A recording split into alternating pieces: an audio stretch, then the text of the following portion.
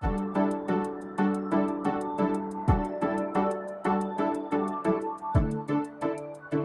hello, everybody. I'm very excited today to interview and feature Nicola Cook and Marie Cowling from the Hornet Literacy Primer and the Word Wasp. And we're here today to talk about tools for anyone from younger to older children to adults that can be used to help with phonemic awareness, spelling, and phonics. And this is a great tool because parents or older children, teenagers, volunteers can work with an early or struggling reader to improve their skills. So I'm eager to learn more and to talk more about this great tool. And so the first question I have for either of you is to provide an overview of the Hornet Literacy Primer, who it's for and how it's used. And I have both books here because they're little books. I think people think this big program will arrive, but these are sweet little books. Yeah, they're designed purposely to be small because everything's included. So that is the beauty of it. That's all you need. Nothing else. It's just that book. Yeah. Mm-hmm. Okay, so the books, they are a reading and spelling manual. They were designed for parents, carers, non-teaching staff. In fact, anyone who wants to teach reading and spelling using the phonics rules and structure. So yeah, I mean, the beauty of them, they're very inexpensive. That's what you wanted to get. Yeah. There is some good phonics programs out there, but usually you need to have quite intensive training. It costs a lot of money. So you want to design something that was a parent could use, basically. Yeah, well, you didn't need to fully understand phonics or the technical jargon such as phonemic awareness, phonemes, graphemes, because it's really just put people off when they hear all these words and go, oh gosh, we particularly want to use that kind of language. Because they're for like that, they obviously parents, you want them to understand that we're just going to start right at the very beginning of the language. We're going to teach the code of how the language works. We start off with basic sounds, then we're going to introduce, obviously move on from there. But it is just that, isn't it? The instructions are always on the left-hand side for the coach, and then the exercises are on the other side for the parents. So everything is contained within that book. Okay, I'll attempt to show it. I don't know if how good. It's quite difficult to see on screen, isn't it? So that's the page with the sounds on. So there's the instructions. We call them a coach because they're not an actual teacher. They're a parent, or like you said, an older student can teach a younger student. I think they're particularly good as well for older students because they're quite grown up in their approach. There's lots of phonic programs out there that are very childlike, and obviously because normally we learn to read and spell as a child, but we know, don't we, that there's lots of older learners that have never been taught how to read and spell well, and adults. So I think that they find this quite nice because it's grown up. It's not childlike. They're not going to be felt like, oh, I'm sat in front of a baby program. It is, they need to obviously understand they're at the basic level of literacy, so they need the basics, but we're going to do it in a bit more of a grown-up approach. They don't need to sit in front of a singing elephant on the screen, and because that can be quite demoralizing, especially if you're an older teenager or an adult. They already know they're at the basics. You don't need to make them feel worse than they already do. Yes, this is the skills, and that gets into the next question I have, because I do know people working with this program while their kids are getting, they're usually older kids getting tutored or working in some other program. So I think it would be helpful to know, how it can be used to support reading instruction or interventions that kids are already. Definitely, but this is for parents. We know a lot of schools that use it within schools, but they will maybe purchase it to give to the parents to do at home because it's backing up what they're doing. It will only back up if they are learning a structured phonics program. So we wouldn't say this will help if you're getting a balanced approach in school. So a lot of look and say and a lot of bad practice. We would say it would need to complement another program that's on using the same methodology as ours Yeah, definitely, because that's the main problem we have. We have students that have done a lot of look and say, which is look at the pictures, guess the word, or any way you can look at the word and guess. And that goes against all our grains. That's not what we want them to do. I have lots of students that'll just look at it and give a guess straight away. This is really bad habits that takes a long time to stop them doing this. You know, look at the word, look what we've been learning, the sounds and the instructions. So yeah, we do not want balanced reading or look and say. There's nothing wrong with other programs that follow the same phonics rules and structure. Yeah, because these children, especially, you know, ones that have dyslexia, and they need to understand how the language works. So they'll be introduced to a pattern.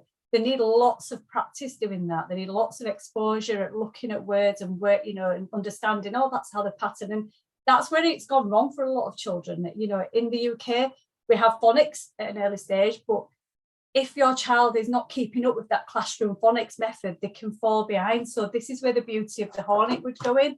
It's backing up all that, but you can do it in your own space. And you work it. The beauty of it's one-to-one, which is working at their pace. Yes. You're not moving on to the next stage before you know that they've cemented the first pattern that you've taught them. And so a question too I have is I believe this is based on the same scope and sequence as Sounds Right, correct? I'm not sure exactly that it follows the exact same scope and sequence, but their methodology of teaching the pattern and obviously looking at the pattern and working the language out, definitely. You know, Sounds Right is quite a popular program in the UK that's used within the classroom.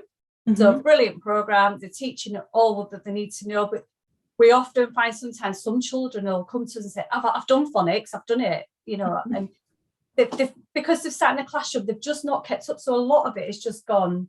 And then they're on to the next. They're going to some very complex phonics structures, but they've not got the basics of blending and segmenting. And so that's where it sometimes falls. You know, these good programs are just not keeping up with it. So you just need to slow it down and work at your own child's pace. Yeah, and you don't need a different approach. Just need it slowing down and helping with more practice. And you brought up a good point, because I think that a lot of times, especially parents of children with dyslexia, the school will say, well, we're doing some phonics. And, you know, that alone is probably a red flag. You're doing some phonics. And and this is the trouble that we get. They just think, and, you know, we'll meet you know, parents, and, you know, they mean well, and they'll say, well, I didn't learn it that way. And I'll say, but you know, there's a lot of lucky learners that don't need very much instruction before they're picking it up and they're working it out, and they've worked out the patterns without actually being taught the pattern. They've done it. They've done, you know, there's a lot out there that they've got really good mapping, haven't they? Yeah, they've mapped it without, you know, that without word without realizing they've mapped that pattern. They know, oh, if I hear that word, I know how to spell, you know, but a lot of children don't. So then, because they're not grasping it, they jump to other methods of guessing and picking up, and then by the time they get to fourth grade or a bit older, it's all coming unstuck, and they can't guess anymore. They can't use syntax and context anymore, and it's like, oh, it's all becoming unglued. So it is just getting back to basics, but doing it slowly with your child at their pace. Yes. Right. So you answered the question too, that it can accompany other types of programs. Because I know, even as a parent, and I think this just came back to me. I remember at one point thinking, oh my gosh, there's some OG over the summer, and then there's some Wilson during the school year, and then there was some alphabetic phonics thrown in there, I think, on the side at another tutoring center. And I know as parents, you start to get concerned, is everything working? You get overloaded, don't you? It can be very overwhelming. And then there's lots of data out there, and there's lots of research, and even more so now we've got, you know, the science of reading, which is brilliant, that everybody's talking about the science of reading. And as a parent, all you know is my child is struggling, and we don't know where to turn, and, you know, it's just designed to help them, really, isn't it? Yeah, definitely. So what are the most common questions parents have when they start using the program? How long is it going to take? Yeah, that's all they're bothered about, which obviously depends how often you're going to do your coaching session, how long you're going to do the coaching session for, how severe is your student going to be. Some students are really good, and they fly through the beginning of the book, which is fantastic for the coach. And for the student, gives them the confidence that they're going to be able to do this program. It is very difficult. It's like, is there some need loads of work right at the very beginning. Blending and segmenting is a massive problem. Some, that's not a problem. They're going to move through pretty quick, but then they're going to get stuck to some when we go to them, you know, the very complex phonics structures and words. They're going to find that difficult. So everybody works at their own pace, and to give somebody to say, oh, by end of 6 months, your child is going to be reading, it's not realistic, especially if they've got very severe problems. And especially if they're older and they've got lots of bad habits, because you're working to break the bad habits as well as teaching them what they need to know. So and then they need lots of practice, lots of exposures to words, which the decodable books are brilliant, because that can help, you know, practice what we're doing. Yeah, the back it up. So yeah, definitely back it up. Yeah, but it's really hard to put a time on something. As I say, depends how often you're going to do it. Yeah. So. And another thing that we get asked quite a lot is, does my child need the Hornet or do they need the word Wasp? And it can be difficult, and we would not want to put an age on that again. We would not like to say, well, your child is 14, so they can cope with the Wasp, because as we know, everybody's different. So there is a test on our website, and it's just a 20-minute test, and we would really recommend doing that, because that will give you a score and that will help you determine whether they need the Hornet or the Wasp. So that's quite helpful now for them to do that. Yeah, that's and good. I think, you know, the question, will I be able to do it? My English is not brilliant myself, you know, that's another thing. And like we've tried to say, you will be learning at the same time as your learner. You'll be learning stuff as well. And, you know, lots of coaches really said, I thought I was a good speller, and I know I am, but I didn't realise what's going on, and I've not picked up on stuff myself. So I think, yeah, it's good for everybody. Yeah, no, absolutely. So the last question I have is about summer reading program, because even though it's freezing out, I forgot to ask you if it's freezing over in the UK, but it's yeah, it is. It's always freezing in the UK. It's always cold. Well, it's cold. It's certainly cold in New York. Although today we have a little bit of a respite, but we're starting to think about summer reading, and that's a question now that comes up. Sometimes it's 6-week programs, sometimes a little bit longer. And is that something that do you have programs or advice about using this during to support summer reading? This would be the best time to do our program. They're not at school, they've not got homework, so there's no excuse that they're tired. So definitely, I think the best time to do this. It is definitely, because it's one book and that can go wherever you go. So if you're going away, you can take it. You only need to do 10 minutes a day. If you're going to stay with family, just take it with you and do it. And I know it's easier to say that, but because it is, you can pick it up and take it with you. You're not going to need, like, you know, logging on here and doing this and doing that. It is just one book. So we heard from a lot of people during COVID times when they were home learning, you know, parents were saying, oh, do you know what, I've actually dropped all school work now. We're not doing it. It's far too much. I realised how severe my child's literacy problems are. We're just going to do this. And it worked really well during COVID because it was so much structured for them. They didn't need to go find all these lesson plans and work out, where do I do, what do I start? You start at page 1 and you work your way through, and it will straight away, it'll be highlighting to you exactly where the problems are for your child or older learner. Well, you know, we just had a lot of information. You shared a lot of information with us briefly, which means that we have a little bit of time. If you were willing to just go through one page together, whether you want me to be the student or do it together there. Yeah, we can do it. If you want to pick a page, are you in the Wasp now, or are you in the Hornet? I have them both, so whichever you prefer. Yeah, well, you could just pick maybe the early pages are very much just based on sounds, and they're very easy. And if you don't know your sounds, and a lot of old, you know, parents don't, I would just go onto Google. There's absolutely tons of videos out there now that talk about what are the sounds of the language. We're not talking about A, B, C. We're talking about A, B, K, and that is obviously simply because that's how we blend. That's how we blend the sounds together. Say cat, you can hear cat. So we want them to understand them. So I know for older learners, they might think, oh, I don't want to do all that. But you are really doing them a disservice if you don't make sure them at early stages are really cemented. They know the sounds, they can blend, they can segment. Then we're going to move on to this. We know our language is quite complex. We need to do it. And on our website, there's lots of there's lots of videos. So if there's a page where you just find, I'm really not sure what they're doing on this page, log on to the videos on the how-to page. There's lots of videos on there that'll tell us, and just drop us a line. I'm always happy if somebody sends an email. I don't know what to do on page 46. I will do a quick demo. I would just do it with my student. I'll do a demo and send it across, because sometimes it is easier, isn't it, to look at somebody doing it rather than read all the instructions. Think, is that all you need to do? But so if you want to, did you pick a page out? So through the website, and maybe I can hold it up, and the both of you, if so what are you going to do? The Hornet? Okay, the Hornet. Let's do a page. So which page did you do? So if you just looked at maybe just page 53, for example. 53. Okay. Yeah, this in the Hornet. This is where we're looking at the sound R and O, and it might sound simple to a lot of people, but this can confuse people. And you'll find with older learners that are just used to memorizing whole words, they'll put the word R in every time they hear the sound. So in that first box, it's just explaining there's a difference between the word R and the sound R. Where we hear the sound R in words, we're talking about R. The word R has got the E at the end.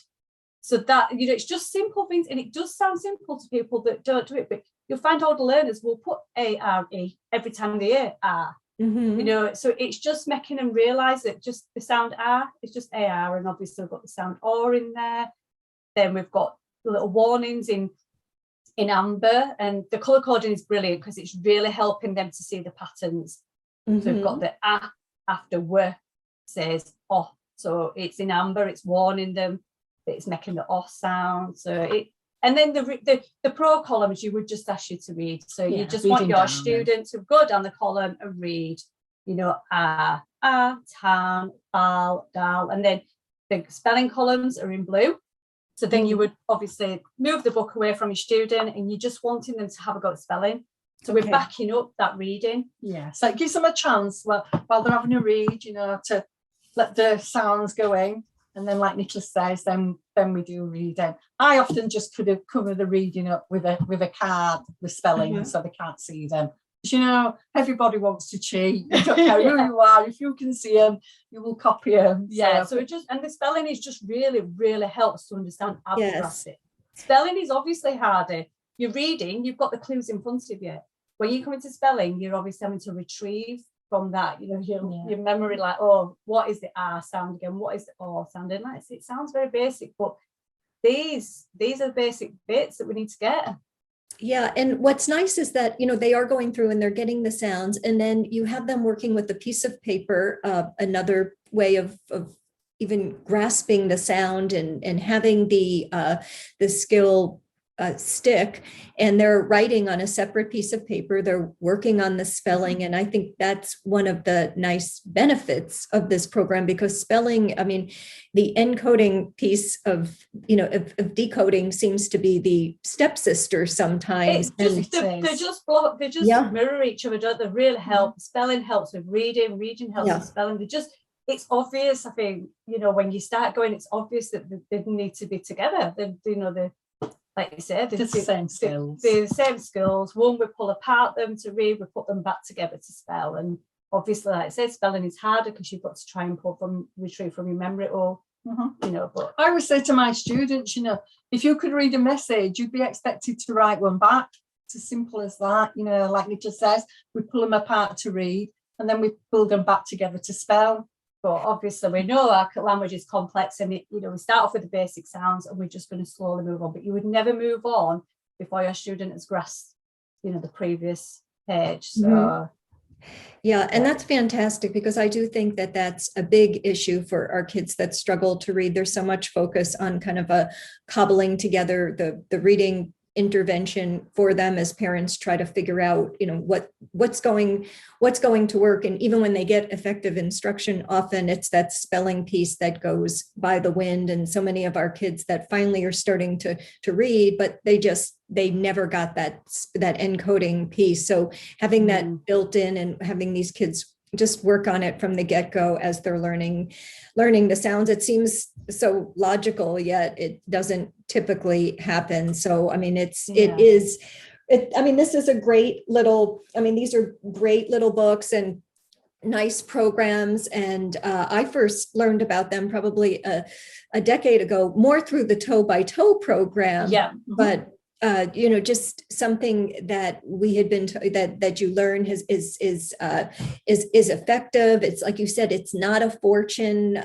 You don't have to have a training. You could start working with your child right away, or have an older child work with a younger child. So this is really a great tool. And I definitely wanted to share your work, share this tool, because we tell the libraries about it. As you know, we put it in our impact library so that, older kids, adults, other nonprofits, other people in our community have access to it and can start to use it to help kids that are struggling. And anybody watching, if they want to learn more or contact you, they can go to the website, and I will. Yeah, definitely. We're always happy to help. Yeah.